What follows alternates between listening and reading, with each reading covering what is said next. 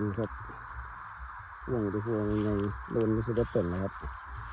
จะไปกินไปแล้วนะนะครับจะต่อท่อใหญ่ๆครับนี่ครับตัดกระโบกมันออกครับจะจับให้ด้วยตอนนี้จากบ้านก็เป็นหางแย้ครับจะจับให้หรือเปล่า